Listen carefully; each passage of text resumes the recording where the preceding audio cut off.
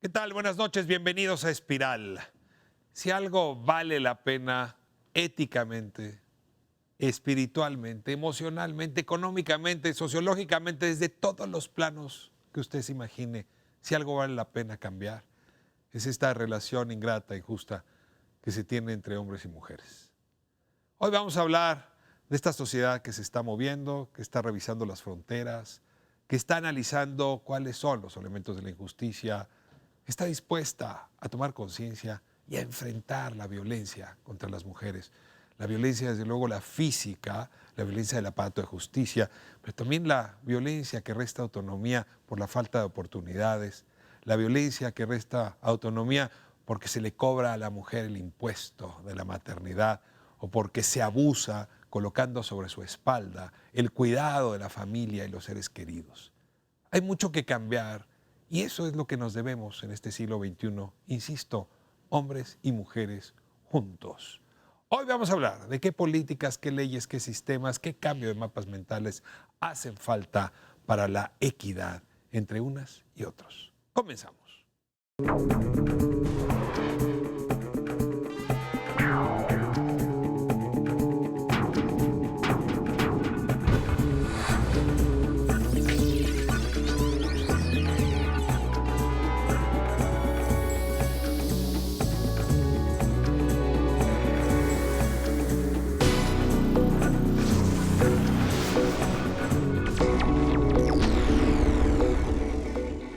Pues lo decía hace un momento, hablar de mujeres, hablar mucho de mujeres es hablar de una mejor sociedad, una que ha estado marcada por el machismo y las políticas son una manera justamente para resolver taras culturales que no se van todavía. Nadine Gassman, me da muchísimo gusto tenerte aquí hoy. Encantada de estar aquí, realmente, un placer. Directora del Instituto Nacional de las Mujeres, del INMujeres, a ti te toca... ¿Cómo digo? ¿Qué verbo es el correcto? Dictar, conducir, fijar los lineamientos, los criterios de la política de género en el gobierno federal. Sí, fomentar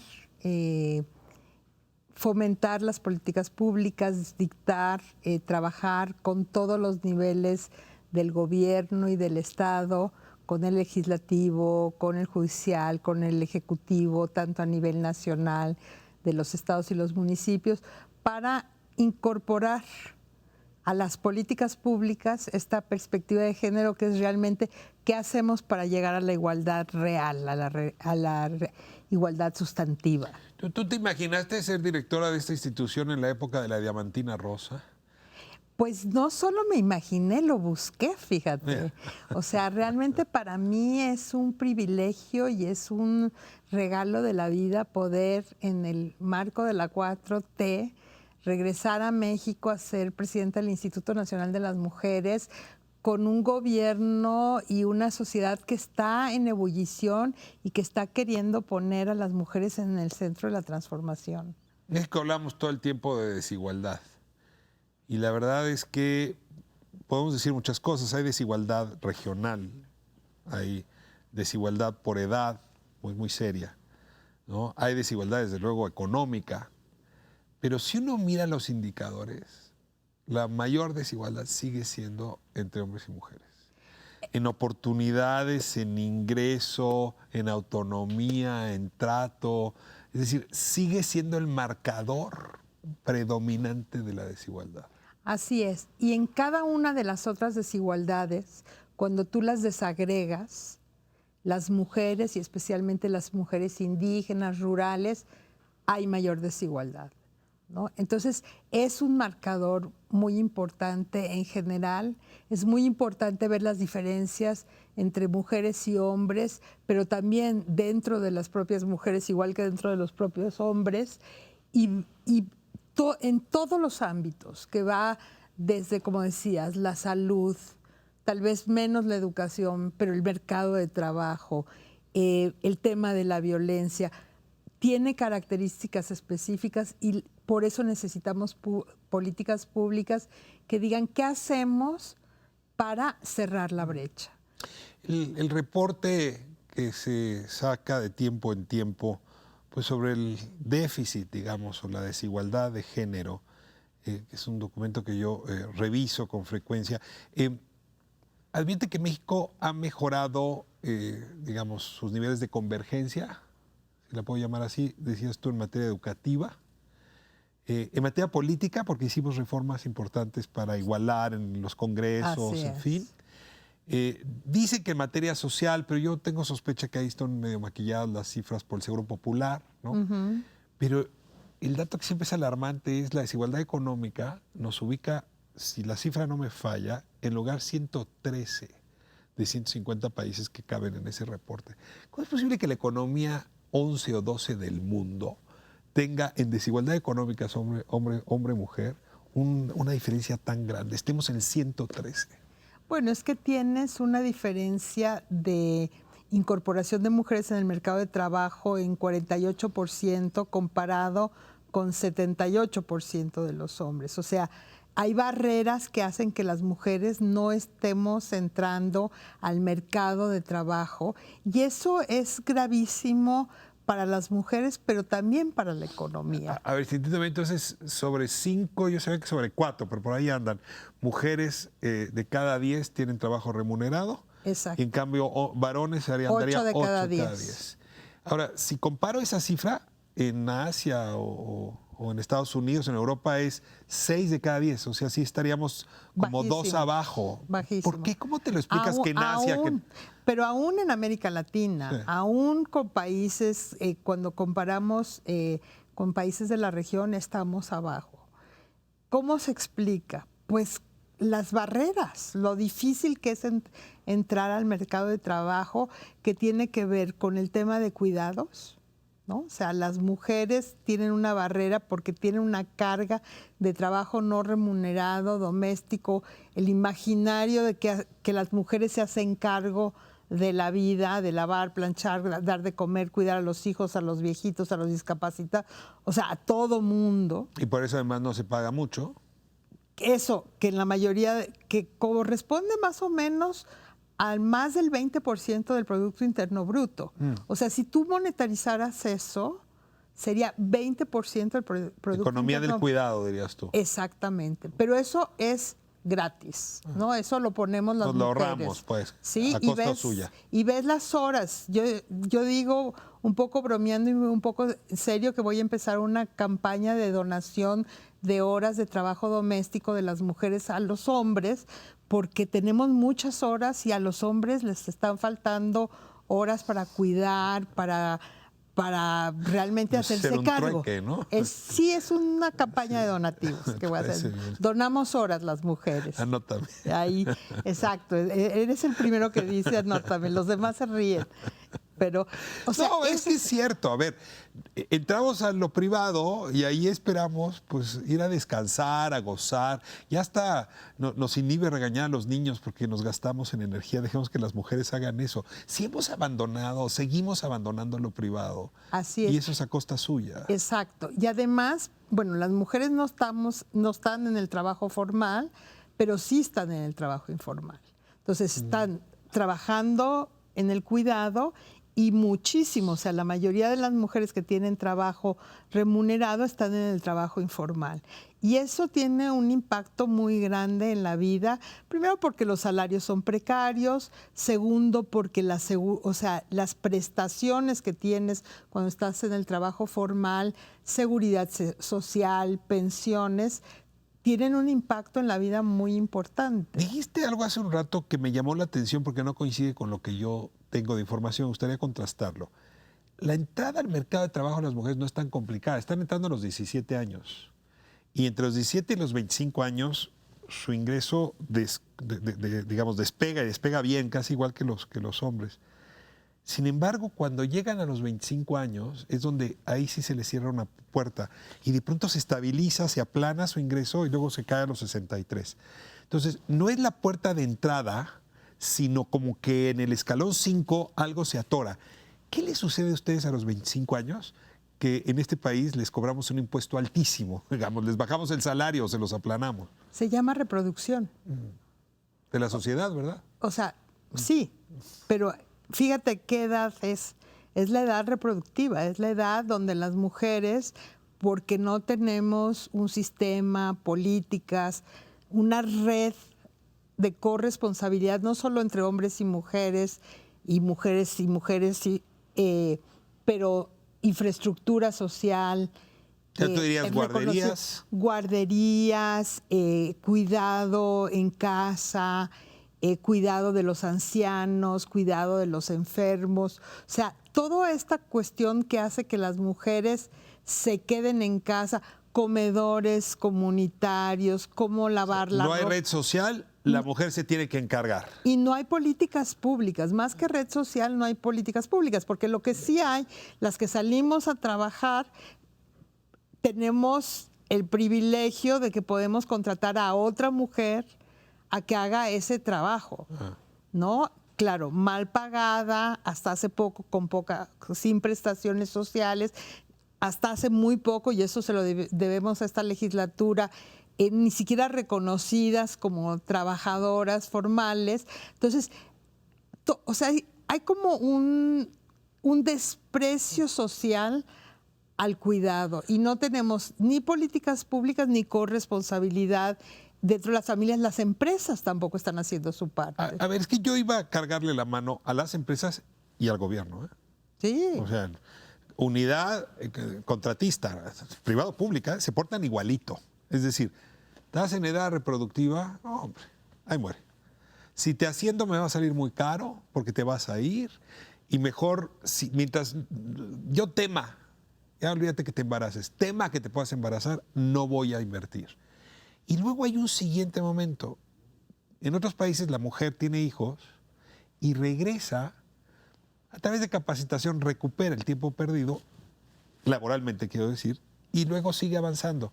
Pero esa reinserción post-maternidad, la puerta también está cerrada fuertemente en el gobierno y también en la empresa privada. ¿Cómo hacerle con ese siguiente momento? Bueno, hay que tener políticas públicas, tienes que tener además políticas dentro de las empresas, porque el sector privado emplea a la mayoría de las personas para reconocer que ese es un momento en que las mujeres se estancan o no tienen los incentivos. Tienes que crear los incentivos, tienes que crear esas políticas que realmente permitan, primero, que te guarden tu trabajo. Segundo, que no te cuenten ese tiempo que saliste como que te quedaste atrás. Sí, como si no fuera un pecado, un impuesto, exacto, ¿no? De la maternidad. Exacto. Y que valoren ese rol. Y una forma muy importante, y ha funcionado en los países donde esto tiene menos impacto, es que también haya licencia de paternidad significativa. Y por eso las mujeres luchamos por la licencia de paternidad, porque realmente tú ves que en la medida en que los hombres entran a hacerse cargo de los hijos y las hijas, empieza a entender y a compartir y entonces también a exigir. Y a liberar tiempo económico para las mujeres. Por supuesto, pues. Y tener como los mismos desafíos. Y eso hace que a nivel de las empresas, del gobierno, etcétera, sea algo que todos tenemos que resolver. No es solo el tema de las mujeres. Vamos a dejar a un lado la discusión filosófica, ética de la equidad de género. Te voy a rogar que nos centremos en la cuestión económica.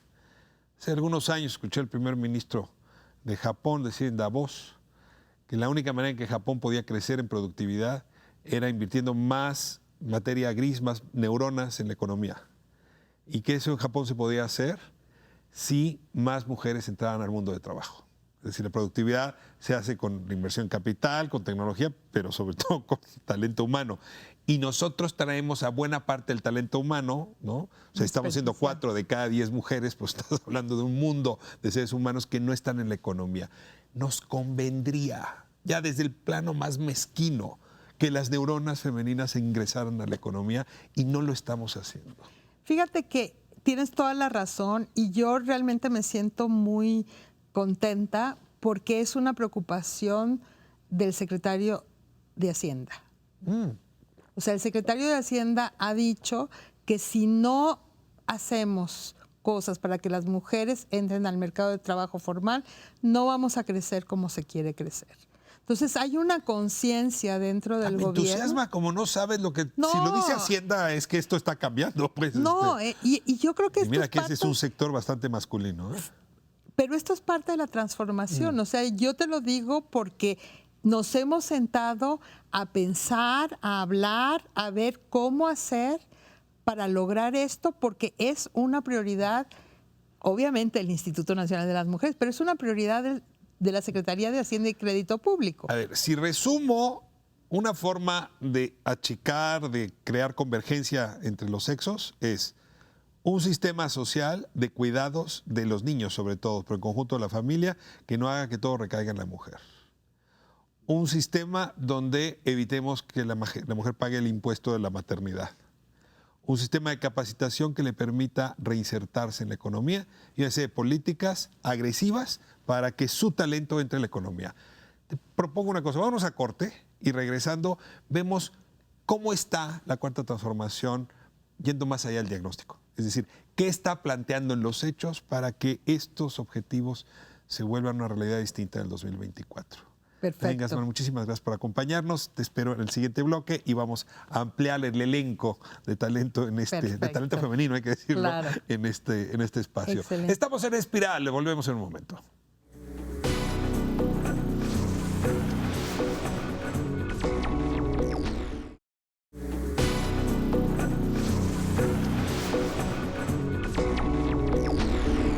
¿Qué políticas para la igualdad entre hombres y mujeres, entre mujeres y hombres? Es el tema de esta conversación. Hablé con Nadine Gassman hace un momento largo sobre el diagnóstico y vamos a ampliarnos en este segmento sobre qué políticas, qué leyes, qué actitudes, en fin, qué cambios culturales se requieren justamente para lograr esa transformación. Como es tradición aquí en Espiral, les voy a pedir que se presenten. Nos engalanamos hoy con las visitas, tengo que decirlo. Malú Micher, me da muchísimo gusto tenerte. Gracias, Ricardo. Es un honor estar contigo. Soy senadora de la República, soy feminista y estoy convencida de que quienes estemos en espacios legislativos tenemos que transformar la vida de las mujeres. Si no, no tiene ningún sentido ocupar un espacio. Presencia de mujer sí debe garantizar conciencia de género. O sea, no se vale esto de... Hay mujeres que dicen, a ver, mi identidad sexual no pesa en mi desempeño laboral, Yo no creo tengo que por qué expresarla, no tengo por qué ganarla. Lo que hay que hacer es que la vida de las mujeres cambie. Ya. Eso es lo más importante. Han pasado muchas mujeres en espacios de decisión, no las que quisiéramos, y la vida de las mujeres no cambió durante muchos años. La cuarta transformación ofrece esta oportunidad. Lo que habíamos soñado, lo que hemos soñado, lo que nos ha movido por una patria feminista, lo tenemos que transformar precisamente en estos 5 años que nos quedan de... Senadora, muchas gracias por estar aquí. Gracias, Y nuevamente le doy la bienvenida, nada más que ahora le toca presentarse allá a Nadine Gassman. Bueno, soy Nadine Gassman, soy la presidenta del Instituto Nacional de las Mujeres y también creo que estamos aquí para promover la igualdad y para eso tenemos que ver cómo cerramos las brechas, cómo no dejamos a nadie atrás y a nadie afuera. Y de eso se trata, hacer políticas públicas que permitan que las mujeres y los hombres tengan las mismas oportunidades. De nuevo, muchas gracias por estar aquí. Un placer. Dafne Cuevas, muchas gracias por estar acá. Muchas gracias por la invitación, muy buenas tardes. Yo soy Dafne Cuevas, yo soy feminista, dirijo una asociación civil en México que se llama Consorcio para el Diálogo Parlamentario. Hacemos trabajo de incidencia y de acompañamiento a las tareas en el Congreso y en otros espacios de la vida política con la intención de que, como dijo Malú Micher, cada vez se tomen mejores decisiones a favor de los derechos de las mujeres. Y me dedico al activismo desde hace ya muchos años, más de 20, y me encanta pensar que cada día movemos alguna cosita para que esas condiciones que queremos y que merecemos las mujeres se vayan construyendo. Los años pasan y los humores, las perspectivas, los mapas de lectura cambian. Y si me obligaran a mí a caracterizar esta época, es una época donde, en todo el mundo, cada vez flotan más cosas que estaban subterráneas y a veces por eso se ve como mayor conflicto. Es una época donde un lado tienes pues las batallas de la diamantina, déjame llamarlas así, o el derecho a la ira de las mujeres, expresándose con contundencia, con firmeza, yo diría con rectitud ética, Sí. ¿no? Pero a final de cuentas confrontativo, ¿no? Y que molesta a muchos porque hay todavía quien cree que galletas se ven más bonitas, y es falso, pero ahí está esa versión. Y del otro lado, yo alcanzo a observar pues este discurso muy desde el Vaticano, desde el Papa Francisco, que es eventualmente progresista, pero él también utiliza el término, que hay una ideología de género que está terminando con la familia, con la sociedad, que nos corrompe, hay que estar alertas. Y entonces vemos la marcha de las familias hace unas semanas, vestidos de blanco, contra la ideología de género. Entonces yo digo, la ideología de la diamantina contra la ideología de género, ¿qué está pasando? ¿Cómo caracterizan ustedes de manera más seria lo que estoy planteando? Es una época de confrontaciones. Estamos en una batalla cultural y esa batalla cultural la hemos ganado en gran medida las mujeres porque tenemos razón. O sea, exigir que nuestros derechos se reconozcan y se puedan ejercer es algo que nos ha costado mucho, pero que se ha venido construyendo y que se ha venido ganando.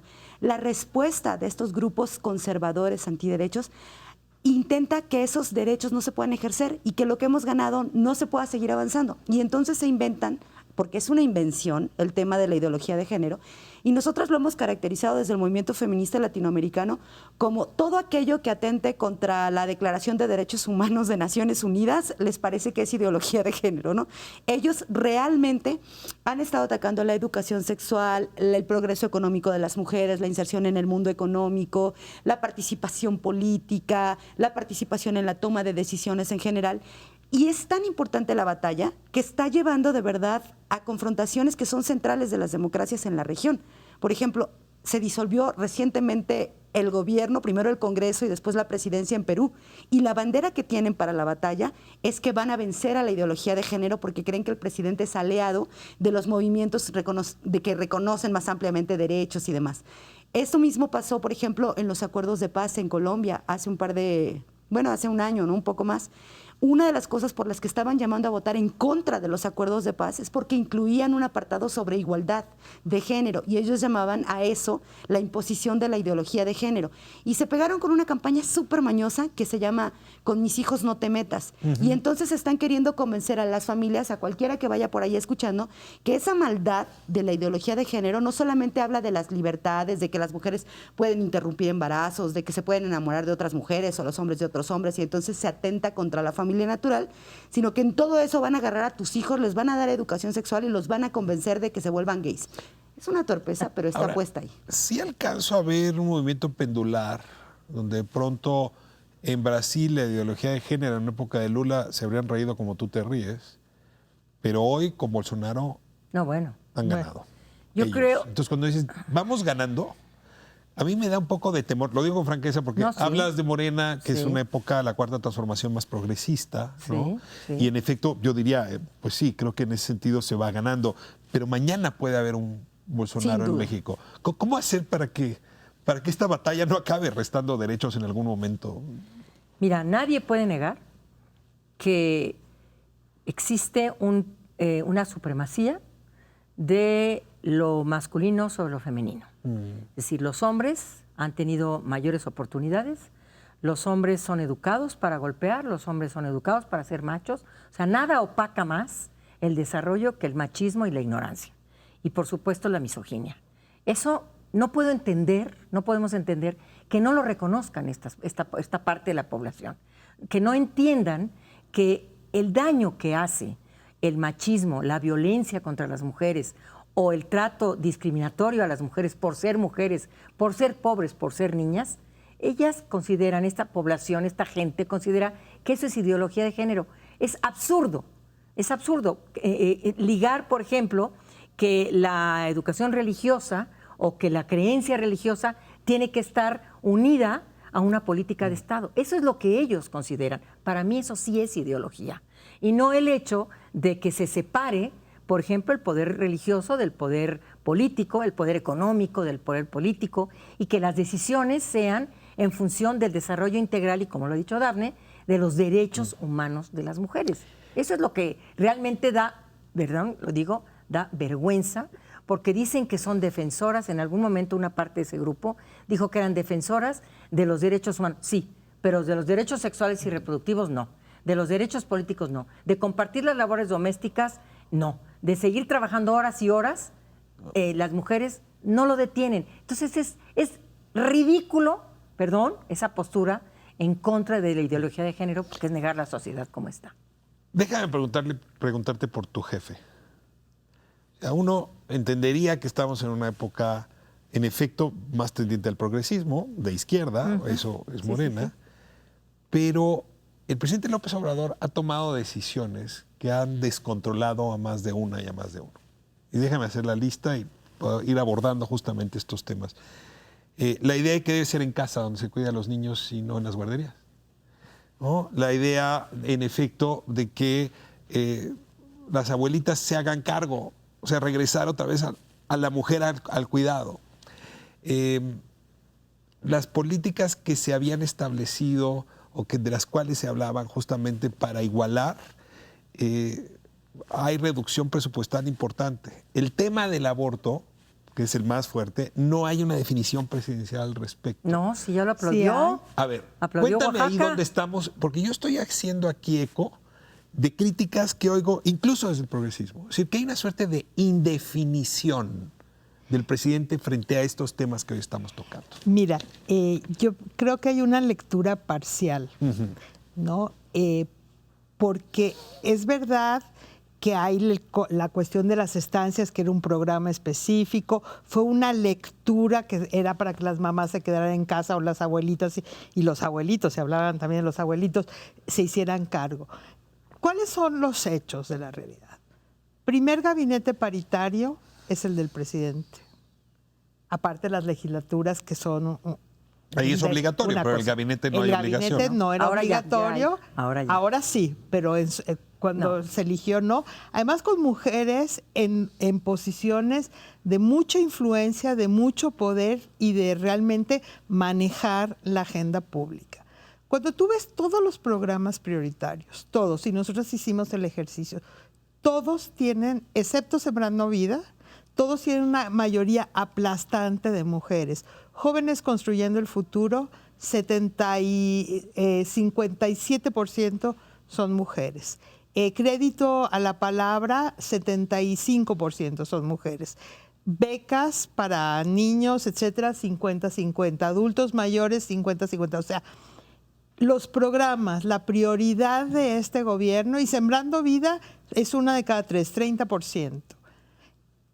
O sea, todo lo que hay, los créditos, lo que se está pensando en términos de políticas públicas para introducir a las mujeres en el mercado de trabajo, créditos, programas especiales dirigidos a mujeres. Entonces, realmente, si uno tiene que ver la evidencia y ver los hechos, pues este gobierno y este presidente es un presidente que cree en las mujeres. Y en el tema del aborto ha sido muy clara la posición del gobierno de México. Uno, felicitando, y segundo, diciendo es un avance la democracia, el ejercicio de los derechos sexuales y reproductivos. Pero su argumento ha sido que eso le gustaría someterlo a consulta y que ese es un tema que polariza. Y tradicionalmente ha sido su posición. ¿Ya lo moviste o ya lo movieron de donde estaba? Porque ahí Pues, sí digo, hay evidencia yo creo que de que él ha dicho una y moviéndose. otra vez que eso polariza y que por lo tanto no está tan de acuerdo. O sea, que polariza. Y que por lo tanto él no se va a invertir en un asunto que polariza. Ya se metió. Sí, A y ver. el gobierno el gobierno ya sentó una posición. Sí. O sea, yo creo que el hecho de que la posición del gobierno de México es la que es frente a Oaxaca es un signo inequívoco de dónde estamos como gobierno. Es muy interesante pensar cómo hay un montón de señales que nos dicen que efectivamente se pueden hacer cosas o se está cumpliendo con cosas, y cómo también hay paralelamente discursos que dejan muy difícil la tarea de de ser porrista del gobierno. Yo sí creo que le ha faltado al presidente, sobre todo, mucha más contundencia y claridad con que sí le va a estos temas. O sea, yo sí creo que nos queda de ver en ese tema la contundencia, cosa que no pasa con otros actores del gobierno. Por ejemplo, las dos que están aquí sentadas son claramente feministas, no han movido su discurso desde Olga que ha Sánchez tomado. Cordero es Olga Sánchez Cordero indiscutible, ha ¿no? sido impecable todo el tiempo, con congruencia en lo que está diciendo. Y ella es la secretaria de gobierno y eso pesa un montón. Y en Oaxaca sí nos ayudó. O sea, sí ayuda que desde el gobierno central se reciban mensajes que animan, digamos, a los que tienen miedo o a los que sienten que van a estar perseguidos o demás. Creo que es muy importante entender, sobre todo, cómo hacer para quienes están dentro del gobierno y para quienes estamos fuera, cada vez encontremos mayor claridad en los mensajes de apoyo y menos cosas que en el camino también se contradicen. Porque a mí una cosa que me preocupa mucho en realidad es la posición de cercanía del presidente de la República con los grupos cristianos.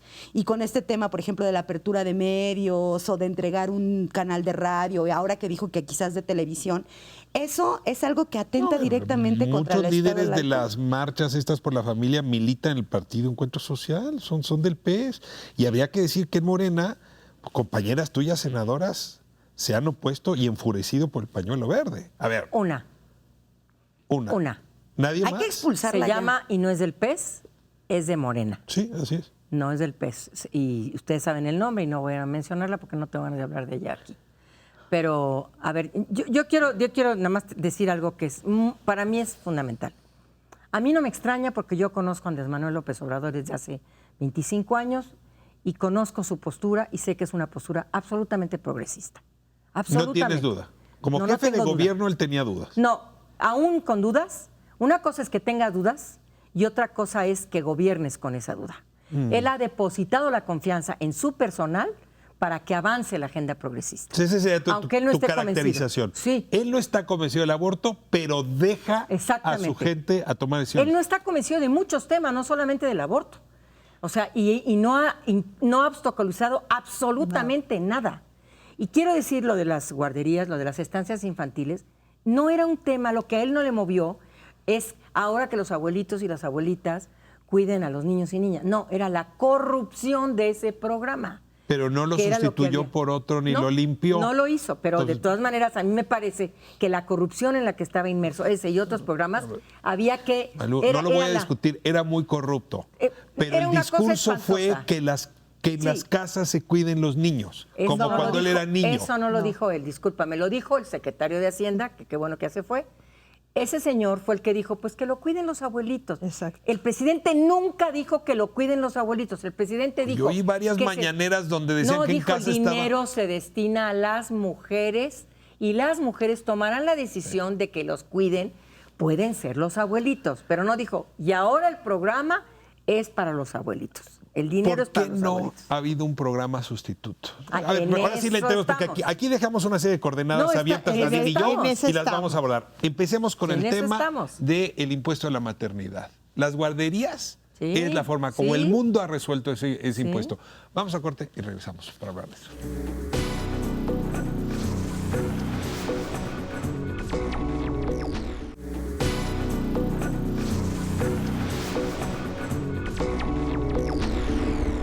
Vamos de vuelta y miren que el programa va agarrando calor. A ver, yo creo que Nadine puso varias de las coordenadas que en este segmento tenemos que resolver. Es un programa dedicado a las políticas públicas. Déjenme con mucho rigor entrar a una por una. Si no hay un sistema de cuidado de los niños, de los adultos mayores, si esto se le encarga solamente a las mujeres son víctimas de lo que yo llamaba el impuesto de la maternidad, pero ya lo voy a cambiar, el impuesto de los cuidados. ¿Qué planteamiento hay desde mujeres y desde el gobierno para construir esa red de apoyo que le quite peso sobre su espalda a las mujeres? Mira, estamos trabajando seriamente, tanto con las legisladoras como con académicas, en hacer una estrategia para construir un sistema de cuidados. Y eso obviamente no se hace de la noche a la mañana, pero la idea es terminar este gobierno con un sistema de cuidados estilo lo que tiene Uruguay, donde por un lado hay calidad, hay acceso y además cuidas a las cuidadoras, ¿no? Y hay como todo una revalorización del tema de cuidados. Entonces estamos trabajando fuertemente, hemos oído de las mujeres en los foros que hicimos ahora los últimos meses, que eso es una de las prioridades más importantes. Y un sistema montado sobre el del Instituto Mexicano del Seguro Social, sobre lo que era el DIF, sobre cómo Un sistema de corresponsabilidad, obviamente tomando todo lo que hay, buscando que digamos, opciones diversas, acercando los servicios a donde la gente vive y realmente llamando a la corresponsabilidad entre gobierno, familias y empresas. Porque mira, yo por ejemplo, ahora que estuve en Cancún, todo el mundo se quejaba de que lo difícil que era para las mujeres. Y yo decía, ¿cómo puede ser que en estos hoteles de 2,000 camas, de 2,000 cuartos, no haya una guardería para las trabajadoras? No hay que mandar a los niños al municipio de Solidaridad, que está a una hora de ahí. No, entonces creo que tenemos que trabajar, tenemos normas, la norma mexicana 25 de igualdad, que promueve la igualdad, nos da instrumentos para hacerlo y estamos trabajando, o sea, y estamos viendo qué hay de bueno en el IMSS, qué hay de bueno en el DIF, qué hay bueno en lo privado también, para crear, no solo para los niños y las niñas, en los próximos 15 años, el problema de niños y niños va a disminuir significativamente y nuestro gran problema va a ser los adultos y las adultas mayores, que además necesitan otro tipo de cuidados. El trabajo del hogar va a requerir reformularse. Pero déjame quedarme aquí. Decía hace un momento y realmente me sorprendí con lo que dijo Nadine,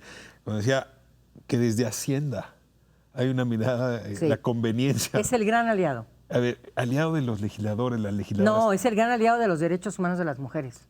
El secretario de Hacienda es un extraordinario aliado de nuestros derechos. Él, desde que era subsecretario y desde otras trincheras, ha estado siempre impulsando mucho la agenda de las mujeres.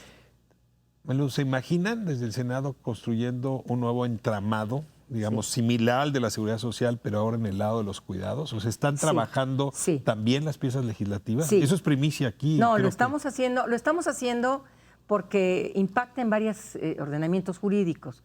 Estamos hablando de una reforma laboral, estamos hablando de una reforma social, estamos hablando de una reforma en materia de salud, de garantías, de derechos sociales, y esto es muy importante, no es cualquier cosa.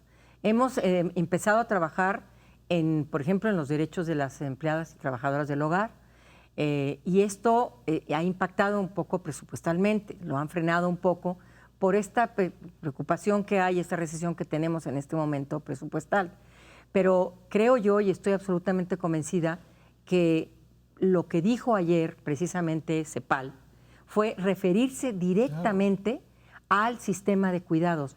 Y sé que hubo una gran recepción por parte del presidente para ver cómo avanzamos nosotras en este sistema. Va a ser, no es difícil, no es difícil, lo podemos hacer, pero tenemos que tener mucho cuidado, como dijo Nadine, de que impacte en la sociedad, que es muy importante, en las empresas, y que todo mundo cierre filas, universidades.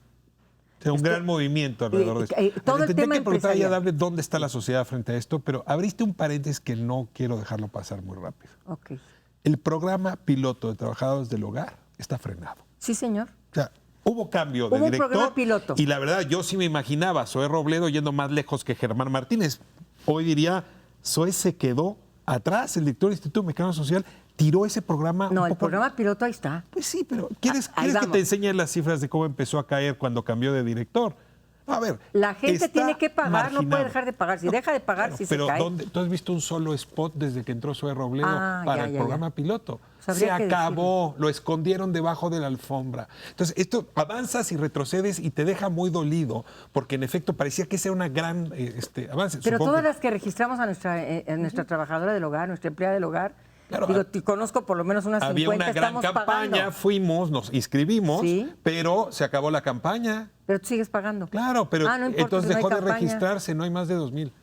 Bueno, pero eso fue el proyecto piloto y los que se registraron hasta el 30 de abril. necesitamos retomar eso. Ojalá En sea eso posible. tienes razón. Sí, En eso a ver, tienes razón. sociedad. Y el lunes vas hoy, se lo voy a decir. Sí, se los encargo mucho, perdón que Te se lo los juro. diga así, Sí. que aquí Te lo abordamos juro. el tema. Me comprometo Es un hombre contigo. progresista de izquierda y está atrás Sí, de Germán es un gran Martínez. ¿Qué progresista, pasa? A ver, Dafne. Pero está pensando en cuidados. Tú dijiste hace un Seriamente. momento que de repente tenemos una cosa de tener algunos avances y luego grandes retrocesos y que eso es doloroso. En el caso del reconocimiento de las tareas del cuidado y del subsidio que ha significado para las mujeres, no hemos tenido en realidad avances. Que ahora se esté hablando de la creación de un sistema de cuidados que involucra a todos los actores sociales y que se está pensando en cómo articular este programa es, digamos, primera noticia en el tema. No obstante que México se comprometió en Brasilia, en una conferencia regional de las mujeres, a incentivar programas del cuidado que quitaran a las mujeres el subsidio. ¿Sabes? México fue el segundo país de toda la región, solamente después de Cuba, que hizo una contabilidad para poder demostrar cuánto cuesta el trabajo que las mujeres hacen gratuitamente, que hacemos gratuitamente. Y resulta que lo que se tiene, lo puede cualquier persona revisar entrando al INEGI, ¿no? Ahí están las cifras, se llama el conteo satélite de trabajos de cuidado, es el 24.7% del Producto Interno Bruto de este país. O sea, no hay dinero que lo pague. No nos alcanzaría para que las mujeres pudieran recibir un salario ya no digno, justo, por las tareas que hacemos. Entonces, como no hay un dinero que alcance, lo que hay que hacer es redistribuir esa tarea. Y no tiene que ser solamente algo que recae en nuestros hombros, ¿no? Hace rato Nadine lo señalaba como es un asunto de injusticia, porque además las mujeres que salen al mundo del trabajo, sea formal o informal, regresan al mundo del trabajo doméstico. Tienen que llegar igual a hacer de comer, a dar de Doble cenar, jornada. a visitar a los niños, a cuidar a los ancianos, a los enfermos. En ese sentido, que hoy estemos pensando en un programa me parece una gran noticia y necesitamos que se concrete para que pueda ser un gran avance. Nadie dice, porque no es coincido, no es algo que se va a hacer de la noche a la mañana, que la aspiración sería que antes de terminar este gobierno el programa, el sistema de cuidados se quedara instalado. Hay que acelerar el paso, Nadine. En Uruguay en realidad les tomó menos. Lo hicieron en aproximadamente 2 años. Entonces, si nosotras hacemos el esfuerzo de incluso emular el modelo uruguayo, pongámonos el propósito de que en 2 años se tomen los cambios legislativos necesarios y se pueda implementar la política pública. Porque me parece que incluso eso contribuye a la economía de la nación. Déjenme moverme de tema. Lograr que una empresa constructora o que una empresa maquiladora privada, extranjera, modifique su composición desde el gobierno es un tiro muy largo. Lo pueden lograr, pero es largo. Pero un tiro que no es largo para ustedes, Nadine, es modificar las condiciones laborales entre hombres y mujeres en el gobierno federal. Te voy a dar un dato que debes conocer bien, pero para comentarlo con la audiencia. En estas encuestas que se hacen con frecuencia, vamos a encontrar, déjame darte el caso de Nafin y Bancomext, pues todas las mujeres, o sea, 70% están en cargos técnicos secretariales, aunque tengan maestría, ¿eh? Y luego los hombres en cargos directivos. Es una instancia de gobierno. Si ustedes logran darle la vuelta a esa composición del gobierno, probablemente impacte en el resto de la sociedad. ¿Hay alguna idea de entrarle con función pública en esta lógica con Irmeréndira Sandoval? Bueno, de hecho, una de las primeras eventos en los que yo estuve con Irmeréndira en marzo fue justo en poner la carrera de la función pública con perspectiva de género. Y hay, o sea, los planes y lo que se está haciendo es promover justamente eso. O sea, que dentro de la Administración Pública Federal tengamos acciones afirmativas de promoción de las mujeres dentro del gobierno federal. Tenemos también la norma 025, que esa norma también lo que hace es promover una serie de criterios para lograr eso, para lograr que las mujeres dejemos de estar en la pirámide y estemos en los espacios de dirección. Hay mucho que hacer, pero tenemos algunos instrumentos, que además, muy interesantemente, que tú decías, nos queda muy lejos lo de las multinacionales. Eso está pasando en todo el mundo. O sea, hoy día las grandes compañías internacionales tienen como una de las preocupaciones la igualdad de género el tener más gente en el mundo laboral, están trabajando en principios de empoderamiento. Entonces, es una cosa que tenemos que hacerlo al mismo tiempo en todas partes, y se están creando instrumentos hasta de capacitación de los sesgos inconscientes para la promoción y para el reclutamiento de personas. O sea, tenemos cosas que nos permiten, pero tiene que ser un objetivo, tiene que ser algo que proponemos. Y te digo, la Secretaría de la Función Pública tiene ya eso como una de sus políticas. Yo creo que me quedé detenida un poquito en lo que se dijo hace rato, y creo que sí se puede y vamos construyendo esto. Yo creo que sí ha impactado mucho de lo que está sucediendo en el gobierno federal y de las reformas que hemos aprobado en el Senado en la vida de las mujeres. Un presupuesto que no se endeuda, que no busca más deuda. Perdóname, Dafne, sí impacta en la vida de las mujeres. Por supuesto que impacta en la vida de las mujeres. Una canasta básica ampliada, perdóname, Dafne, sí apoya y sí impacta en la vida de las mujeres y de las amas de casa.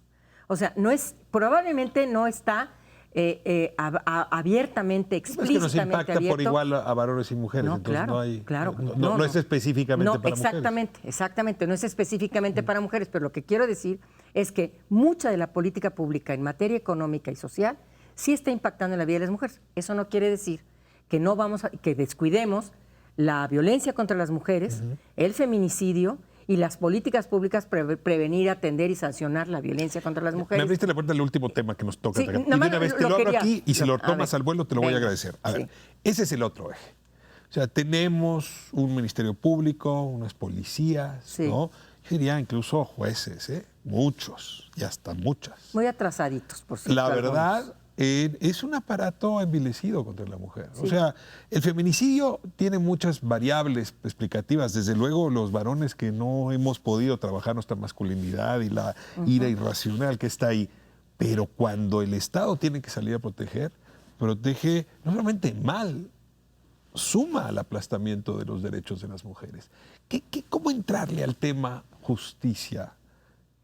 ¿Cómo entrarle al tema procuración de justicia, sobre todo con perspectiva de género? Ese es un compromiso que incluso no lo decimos nosotras, ni solamente el Estado mexicano, son tratados internacionales signados por México. Es obligación desde Campo Algodonero, desde Beijing, desde todos los tratados y las conferencias y las plataformas que México ha asignado, obligan al Poder Judicial a hacer justicia con perspectiva de género. Y estamos hablando de capacitación y de especialización. Entonces, no es cualquier cosa. México tiene que cumplir con ese compromiso porque lo ha asignado y porque está en la Constitución. Ya los tratados son parte de la Constitución. Entonces, yo sí te diría que ahí hay un gran compromiso de nuestra parte. Estamos reformulando la ley. ¿Ves a la Fiscalía General, ves a Alejandro Gertz con esta preocupación, ves al subprocurador Higuera? Sí. Es decir, me he reunido con él.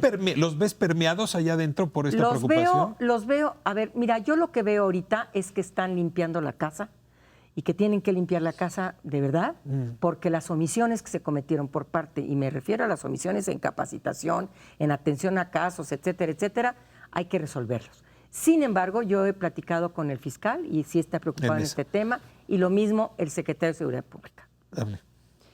Yo, siempre que alguien pregunta qué tenemos, qué podremos hacer con el sistema de justicia, realmente me descorazono mucho porque no entiendo qué más podemos hacer, porque realmente yo te decía, tengo 20 años en el activismo, pero antes que yo hay muchas otras. O sea, el movimiento feminista ha colocado el tema de la violencia como un tema que es así transversal a toda la desigualdad que se cierne sobre la vida de las mujeres.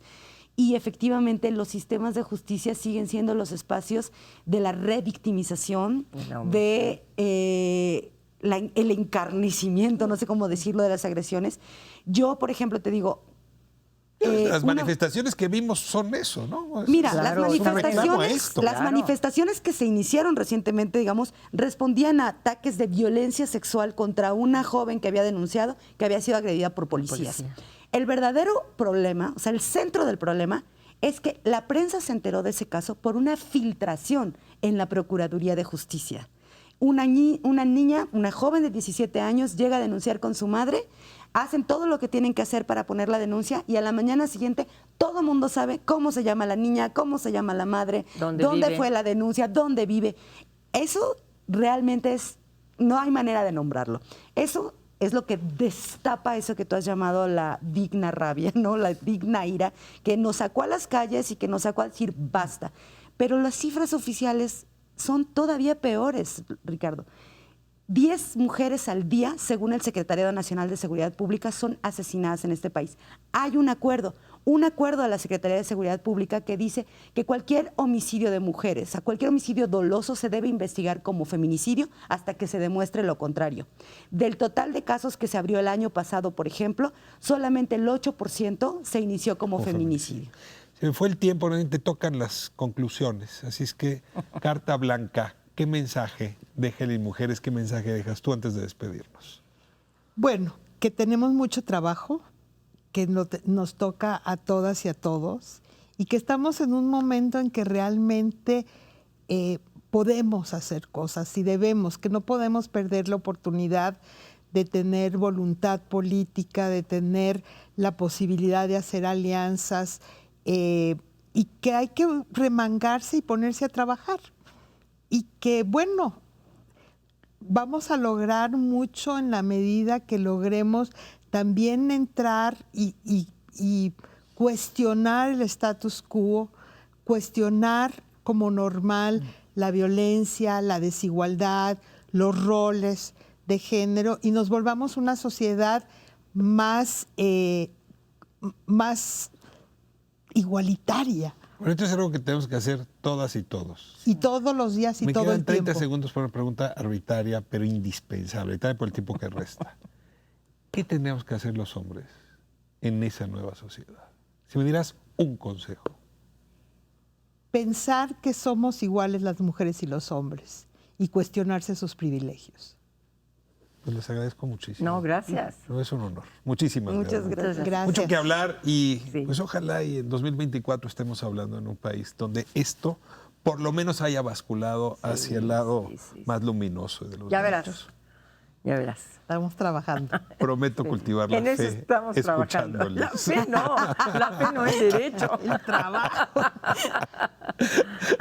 Nos vamos. Muchísimas gracias a usted que nos permitió entrar a su hogar. Esto es Espiral, jueves 11 de la noche. ¿En dónde? Aquí, en su Canal 11.